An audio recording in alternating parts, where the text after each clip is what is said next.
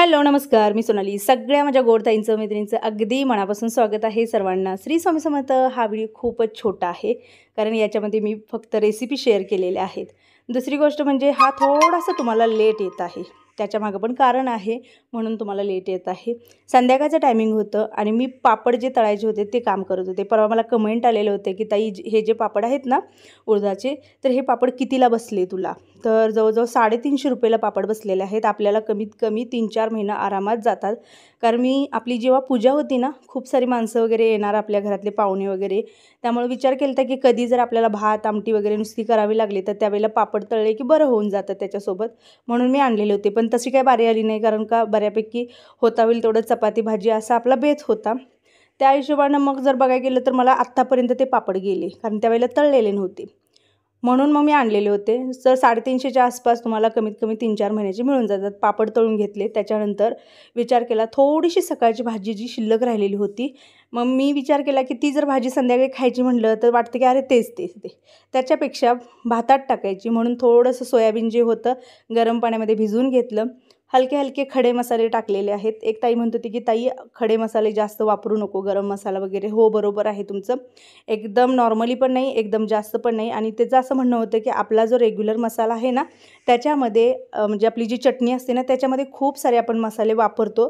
त्यामुळे शक्यतो आपण हे मसाले नाही वापरले तरी पण चालतील. पण चटणी जी आहे ते आपण जास्त वापरत नाही आहे. त्यामुळे काही पदार्थामध्ये क्वांटिटी बघून आपल्याला मसाले वगैरे वापरावे लागतात. बाकी त्या ताईंचं बरोबर आहे, अति मसालेसुद्धा आपल्याला हानिकारक आहेत. आपण म्हणतो ना, जेवढं चवीचं तेवढं आपल्यासाठी हानिकारक आहे, आणि जेवढं आपण म्हणतो ना बेचव लागतं तेवढं आपल्यासाठी चांगलं आहे. ती म्हणच आहे की गोडापेक्षा कडू कारलं बरं, कारण का कडू कारल्याने आजार जे आहेत ते आपले जातात आणि गोडाने आजार जे आहेत ते वाढले जातात. असो, तर आजची जी रेसिपी आहे ती एअर फ्रायरमध्ये बनवणार आहे. खूप कमेंट होते मला, ते काय आहेत का ताई सांग. तर ऑलरेडी मी त्याचा व्हिडिओ दिलेला आहे. मला प्रमोशनसाठी आलेलं होतं तेव्हाच मी क्लिअर केलेलं होतं. शेजवान सॉस जे आहे ते मी घेतलेलं आहे. आपले रेग्युलर सॉसेस सगळे घातलेले आहेत. मग त्यामध्ये रेड चिली असू दे, ग्रीन चिली असू दे, थोडंसं टोमॅटो केचप, मेयोनी घातलेले आहे. आलं लसणाची जी पेस्ट होती ती घातलेली आहे. हलकेसे एकदम मसाले घातलेले आहेत, कारण तिखटपणा थोडासा यावा.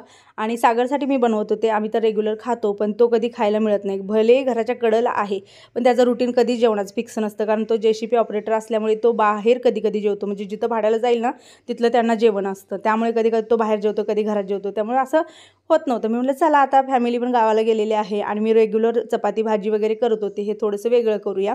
रोजच्या वापरातला जो ब्रेड आहे तो घेतलेला आहे. त्याच्यावरती सगळे सॉसेस लावून घेतलेले आहेत. कांदा, टोमॅटो सोबत चीज लावलेला आहे, आणि एक ब्रेड जो आहे तो पुन्हा त्याच्यावरती ठेवलेला आहे. एअर फ्रायरमध्ये पिझ्झाचा ऑप्शन आहे ना, त्याच्यावरती मी 200 डिग्रीवरती 10 मिनटासाठी लावून दिलेलं आहे. पण तोपर्यंतच तुम्हाला मी शेअर करत आहे, माझ्याकडे खूप छान मम्माअर्थचं प्रोडक्ट आलेलं आहे आणि ज्याचा रिव्ह्यू जो आहे तो मी देत आहे. मला चांगला वाटला, बेस्ट वाटला, म्हणून मी तुम्हाला देत आहे. नक्की बघा. काही दिवसापूर्वी मला हे मम्माअर्थचं प्रोडक्ट आलेलं होतं, बीटरूट हायड्राफुल इसेन्स सिरम. याचं टेक्स्चर आणि इन्ग्रेडियंट्स कॉम्बिनेशन जे आहे ते मला खूप म्हणजे आवडलं, इंटरेस्टिंगसुद्धा वाटलं. म्हणूनच ट्राय करून याचा रिझल्ट जो आहे तो मी तुमच्याशी शेअर करत आहे.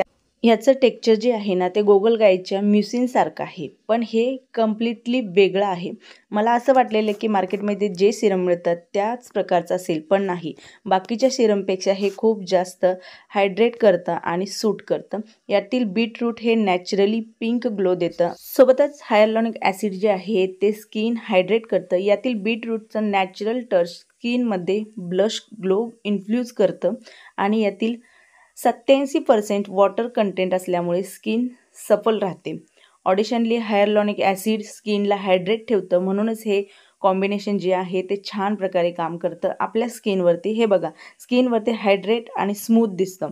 हे सेफ आहे यूज करण्यासाठी, कारण यामध्ये ना बीटरूट आहे जे नॅचरल आहे, light weight, non sticky formula आहे, 92% इन्स्टंट हायड्रेशन देतं. हेल्दी पिंक ग्लोसाठी बेस्ट रिझल्टसाठी तुम्ही हे मम्माअर्थचं बीटरूट हायड्राफुल सनस्क्रीमसोबत वापरू शकता. याचं टेक्स्चर जे आहे ते लाईट वेट आहे, व्हाईट कास्ट अजिबात सोडत नाही.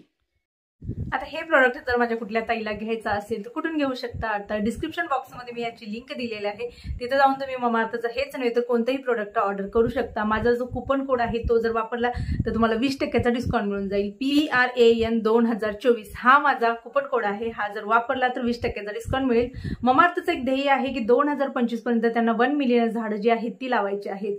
अजून एक गोष्ट मला जी आवडलेली ती म्हणजे काय, तर तुम्ही कुठलेही प्रोडक्ट जेव्हा ममाअर्थचं खरेदी करता आणि त्याचा रिव्ह्यू जेव्हा टाकता तर त्याच्यामध्ये ना विचार केला जातो, तुमचं म्हणणं जे आहे ते ऐकलं जातं. प्रोडक्ट जे आहेत रिसर्च करून त्याच्यामध्ये अपग्रेड करण्याचं काम जे आहे ते ममाअर्थ करतं. या वेबसाईटवरून जेव्हा कधी कुठलंही ममाअर्थचं प्रोडक्ट ऑर्डर करता तेव्हा तुम्हाला एक झाड लिंक केलं जातं, ते झाड तुम्ही लावू शकता. बरं इथंच नव्हे तर अजून कुठे तुम्हाला ममाअर्थचे प्रोडक्ट मिळून जातील, तर तुमच्या लोकल मार्केटमध्ये सुद्धा तुम्हाला ममाअर्थचं हेच नव्हे तर कोणतेही प्रोडक्ट मिळून जाईल.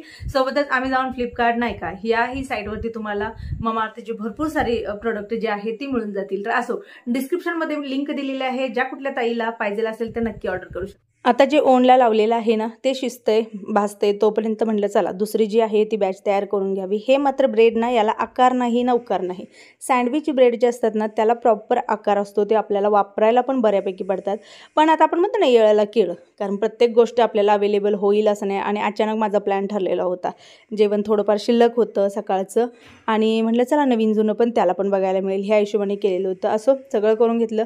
शेरूशी मी गप्पा मारत होते, कारण शेरू आधीच जेवतो, त्याचं जे टायमिंग आहे ते आमच्या आधी टायमिंग असतं, कारण त्यांना घातलं ते शांत राहतात. तरी पण तो बघा कशा पद्धतीने समाधानी बसलेला होता. थोडंसं जाता येतं आम्ही बोलत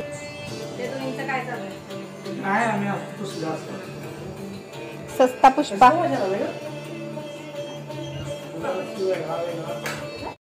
एक सुरुवातीचं जे तयार झालं होतं त्याच्यामध्ये प्रत्येकाला एक एक दोन दोन अशा पद्धतीने दिलं आणि नंतर अजून 2 होत्या. म्हणजे तेवढ्या साहित्यामध्ये केवढं बनू शकतं. तुमच्याकडे जर जास्त वेळ असेल फ्रीमध्ये तर तुम्ही करू शकता.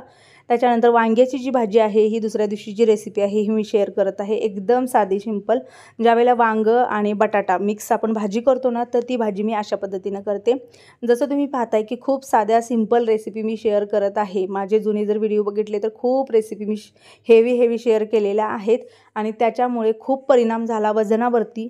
तेव्हापासून मला खूप साऱ्या ताईंनी कमेंट केल्या की सोनाली नको तू अजिबात एवढं जास्तही करू नको, एकदम साधं सिंपल कर, एका टायमिंगला एकच रेसिपी शेअर कर आणि होता होईल तेवढ्या साध्या रेसिपी पण आम्हाला आवडतील. आणि आठवड्यातून 1-2 रेसिपी ज्या वेगवेगळ्या असतील अशा शेअर करत जा. डेली आपण सगळं वेगवेगळं जर करायला गेलं तर ते खाणार कोण, जर खाल्लं तर त्याचं तेवढंच आपल्याला रिटर्न असतं. जसं मी मगाशी पण म्हणलं की जेवढी चमचमीत गोष्ट आहे तेवढी आपल्यासाठी असते. त्यामुळे मी बऱ्यापैकी साध्या सिंपल, खूप जणी म्हणतात पहिल्यासारख्या रेसिपी का शेअर करत नाही, तोच प्रॉब्लेम आहे. आणि खूप साऱ्या जणी म्हणल्या अशा मला तो एवढ्या रेसिपी शेअर करते, सगळ्या ताई काय सगळ्याच रेसिपी करत असतील असं नाही. आज आपण यूट्यूबसाठी म्हणा किंवा आपले रेसिपी चॅनल आहे म्हणून आपण बनवतो, पण प्रत्येकजण ती रेसिपी रोज बनवेल असं नाही आहे. त्यामुळे जो आठवड्यातून 1-2 टाकत जा. असो ज्या काही रेसिपी असतील छोट्या मोठ्या हेल्दी त्या पण मी शेअर करेन. आणि हो, व्हिडिओ पूर्ण पाहिल्यासाठी तुमचे मनापासून आभारी आहे आणि व्हिडिओचा एंड करते. सर्वांना श्री स्वामी समर्थ.